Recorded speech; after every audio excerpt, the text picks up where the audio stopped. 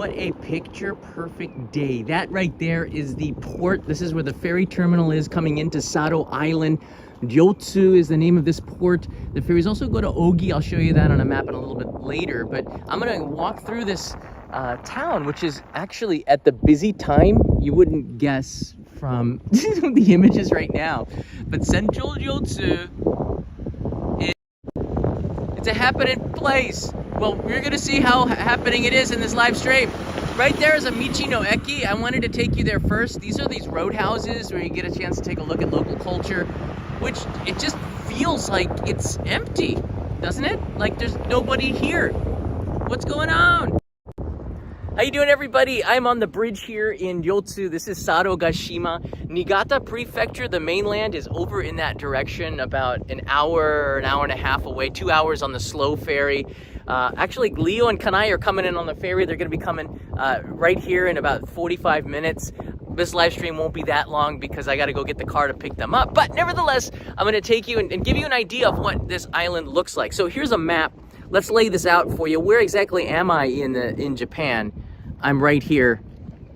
You see Tokyo on the right side, and that's Niigata Prefecture. There's a city of Niigata, the capital of Niigata Prefecture, and the ferries depart from there. They come to this butterfly-looking island called Sado, and right there is Ogi. This is where some ferries, I think 2 a day, will come here, right there.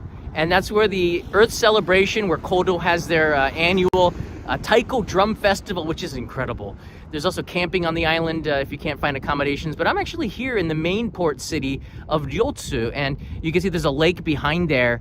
It's a kind of a narrow port town, so you can walk across to the lake area, and there's the Michi no Eki and the ferry terminal. It's sleepy here. A lot of businesses didn't seem to be doing so well. The population is declining. A lot of akiya, or abandoned houses, but nevertheless, it's interesting to take a look because this is a slice of Japan, and that's what we do on this channel. That's exactly what we do on this channel. So let's go take a look at the Michi no Eki, and I'm going to take you to the Shotengai, which is a shopping street, and then you're going to want to stay for this one. I'm going to take you inside of the Airbnb. It is a kind of luxury Airbnb. I think it's luxury because it's got a sauna inside. It's not what you would expect. It's kind of blew my mind when we walked into there. I'm like, really? This is Ruth's find, so she's gotten a place with 4 rooms. So I have my own room inside of this Airbnb with 5 other people, which is kind of cool. So we're gonna go take a look at that as well. All right, let's get on the move here. So there are places to rent bicycles and other kinds of shops, but I would highly recommend that you guys get a rent-a-car if you're coming here for any period of stay. The island is just too big not to have a car rental. You kind of want to have, I haven't actually been inside of this Michi no Eki. You kind of want to have a car. It's too big for a bicycle, but it's too, like it takes 40 minutes to drive, 40 to 50 minutes to drive to Ogi from here. Actually, it's closer to an hour.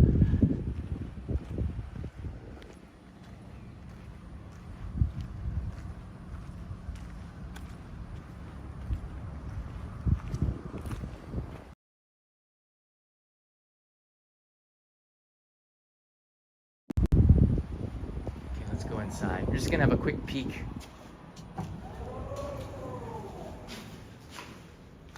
These are not the droids.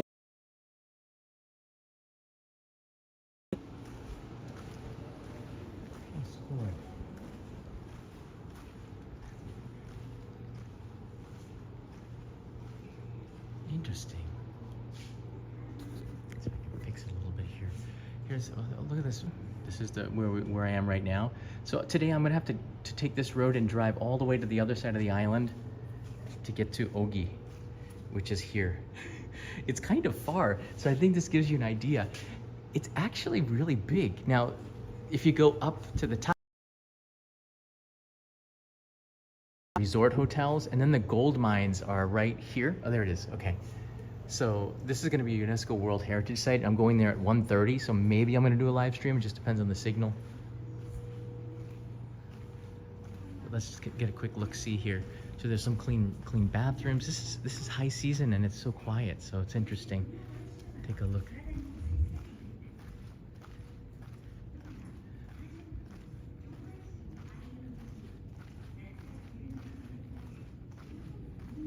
Sado proud. Wow.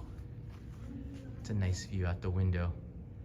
The winters are not warm. How do I say this? It's pretty chilly up in Niigata. It's very windy in the winter. This is the toki bird. I don't know if you guys have heard about them. They went extinct in the 1980s and they brought them back with a variety in China, and they're starting to repopulate. I think that you can already find them in the wild. And the toki bird is one of the symbols of the island. They're cute little birds that make this kind of growling noise. If you ever see them in person. All right, let's go outside and see, there's a taiko drum right there from Kodo. I'll probably be live streaming the encore part of tonight's festival. So you make sure you subscribe, and I'm gonna take you to the Earth celebration for about 5-10 minutes to give you an idea of what it's like. I'll live stream it. I did it on Instagram yesterday, but tonight is going to be the night. Well, one of the nights. It's a big one. All right, let's go to the Shoten guy real quick, and I'll take you into the Airbnb.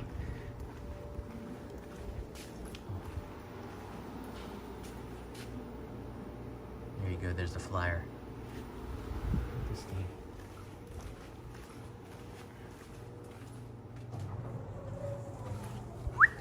Out we go, back into the heat.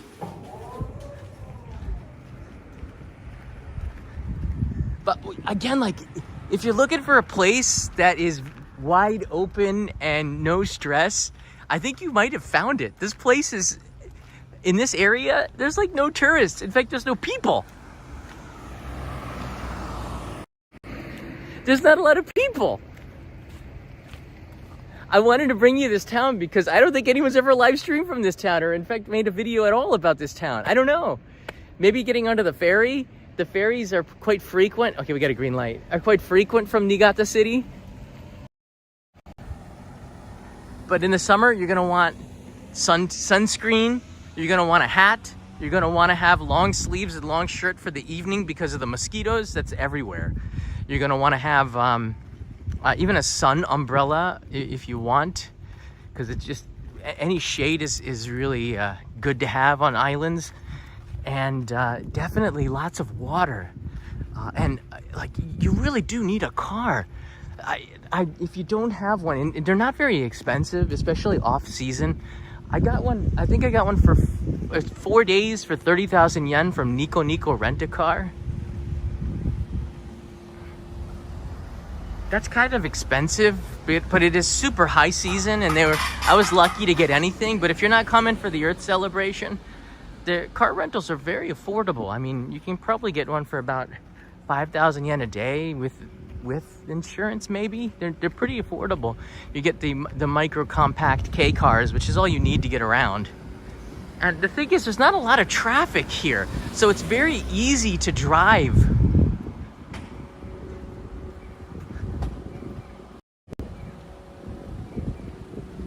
The signs have English on them, so you know where you're going. You might not have heard of those places, though. Here's the Nippon Rent-A-Car. So the car rental places are usually right by the ferry port. There's a post office there. And here's where the Shoten guy picks up. Shoten guys are these covered shopping arcades. Usually they came in the 1950s. Up on the top here, you can see the taiko drums, which are kind of cool.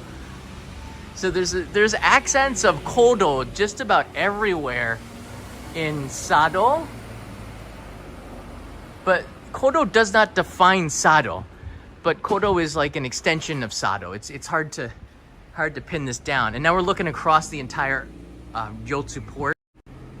You can see there's the lake on the other side.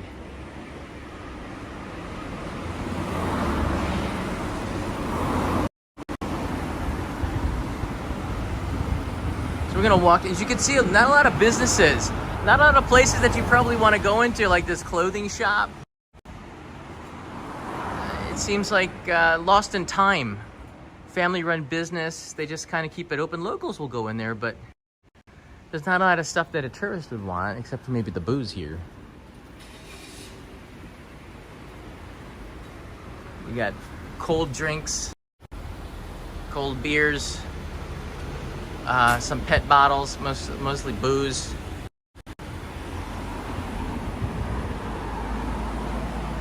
The banks here don't take foreign ATMs. The post office does, and 7-Eleven does, but the convenience stores are, I think was there 7-Eleven maybe near the port? Oh, this looks nice. This is Osakaya. It's a pastry shop. They've got some good confections. Actually, I'm kind of glad to hear this. I might get some cake for the guys.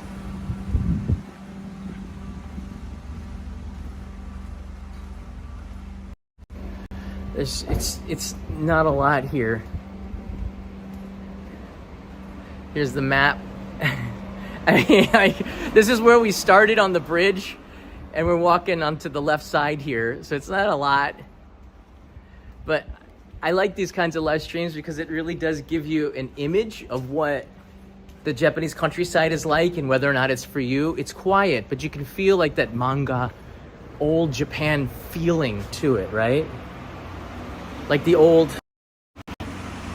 post boxes, the rusted steel grates that close shops. You can hear that rattling at 5 p.m. when they all close.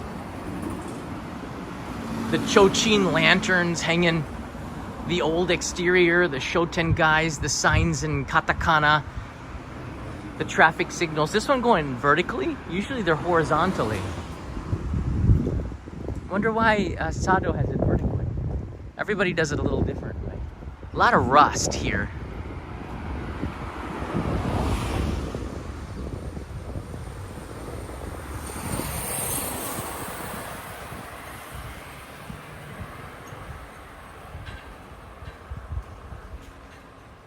Our Discord server just hit 18,000, which is pretty cool. Thank you so much. We got a lot of people sharing photos and information about Japan over there, as well as questions about traveling. You don't have to ask me, you can ask our moderators and our community, which is so friendly in the Discord server.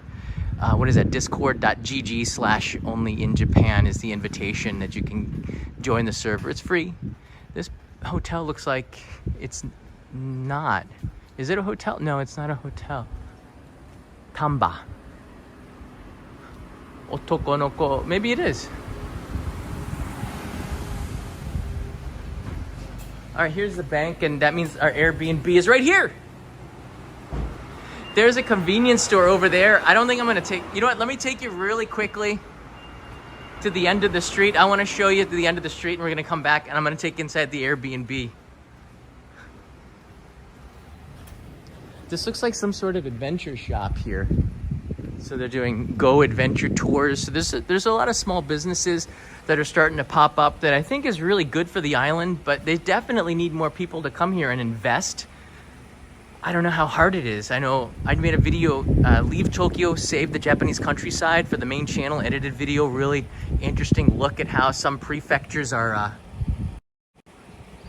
some local art, some prefectures are incentivizing foreigners to come and move there, start businesses in the Akiya, and revitalize some of the old towns. And it's working in some places, but it's not a Japan thing. You have to understand it's a regional thing. Every town is different. That's a convenience store right there, which is, this is like bottles, pet bottles, and some beer, snacks. Nothing big over there. You can see it's like really quiet. This is the middle of the day. It's the middle of the day. Getting a welcome right there. I don't know what that is for. All right, let's go take a look inside this Airbnb. I've got the key. Right here.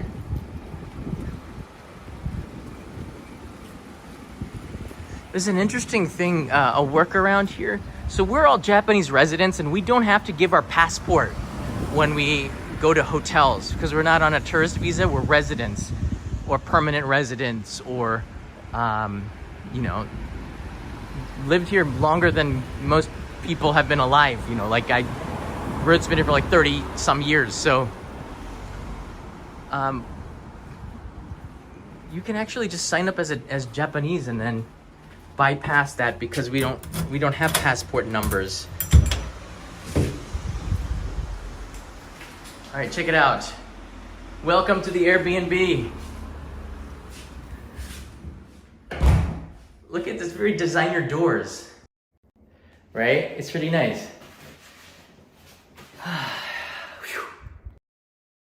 Okay, let's open the doors. I guess you just...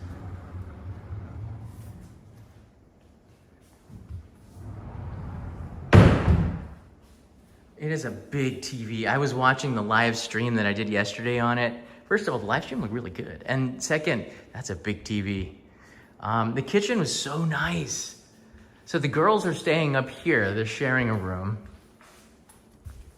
up here. I don't think I could show you their room. Can I? All right, I'm just gonna peek in there. Nobody's here. I'll give you a full tour. Girls gotta turn off the lights. Save power. Oh, well, if you do that, you can't see. It's pretty spacious. Nice light. It's pretty nice here. I thought so. Let's go back down here. Now let me show you the bathrooms and I'll take you into my room real quick. So I think Ruth said she paid something like 300,000 yen because it was peak season for 4 nights, something like that. It's got a refrigerator, microwave, rice cooker, coffee maker, sink, magnetically sealed trash cans to keep vermins out, which we don't have a problem. Here's the bathroom, the bathroom, right, where you take a bath. There's a freaking sauna! We turned it on yesterday and it was so hot. Of course, because it's a sauna, but it's kind of neat to have something like this. And then I think it's made more for families. There's two shower heads here and a jacuzzi, which none of us use because we just don't have time. We come back completely exhausted. But it's nice to have something like that. Here's the toilet. It's dark. I'll take you to the one upstairs. Kind of a little lounge area outside. Nice and cool in here. Ruth's master bedroom.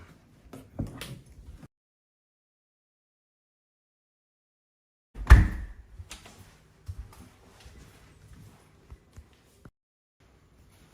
right, we should be back again. There's a workout area back there. So I'm gonna take you upstairs now.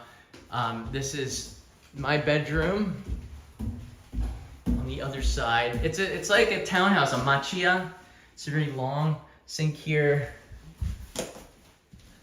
Toilet that opens automatically. Watch this. How you doing? Ramsey Silent's in the house. How you doing, Ramsey Silent?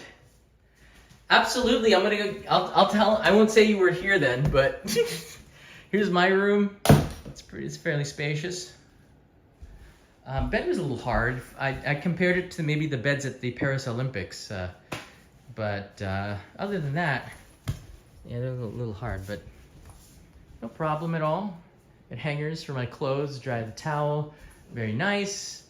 It's I think it's worth it for having a bunch of people. It's more comfortable than a hotel because we can kind of hang out. This is another room. I guess it's a little bit smaller, but probably good for kids. I'm on the Wi-Fi inside of here, so we might have a better signal.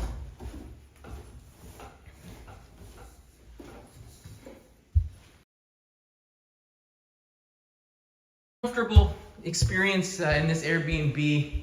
I think it was like Euphoria or something like that. I can't remember what it was called.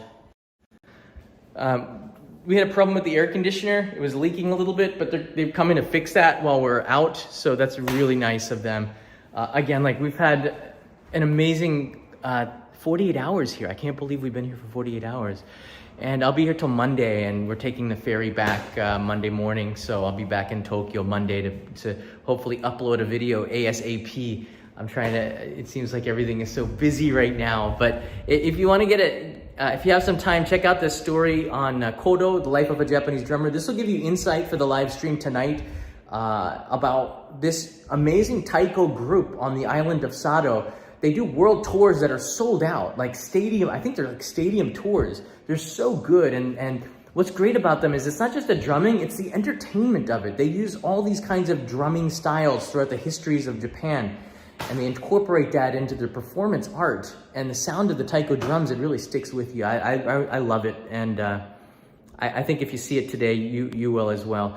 All right, everybody, I gotta go pick up Leo and Kanai. If you have any questions, leave them in the comments below. I'm so happy you guys are here joining me on this adventure. The postcards went out. Thanks for the shout out there. The postcards went out a few days ago, so they should be on the way. I see that the Amazing Star 123 has been a member for 23 months. Thank you so much for being a member on YouTube here. I appreciate it. We got a really nice community of YouTube members as well as Patreon members. So thanks so much, guys, for the support. I'm gonna get packed, get to the car, go pick up my family, and I'll be back maybe this afternoon at the gold mine if there's a signal, or definitely tonight at the Encore. You're gonna wanna see this one. It's gonna be a lot of fun. You're gonna hear the taiko playing live, and if the signal's really bad, I'll upload a HD version of it a little bit later on. But and Saya got the daimyo packages. Thank you, Saya. Thank you for that. I'm happy to hear that it finally arrived. All right, guys, see you. Take care. I'll see you in the next live stream from Sado Island. Mata ne.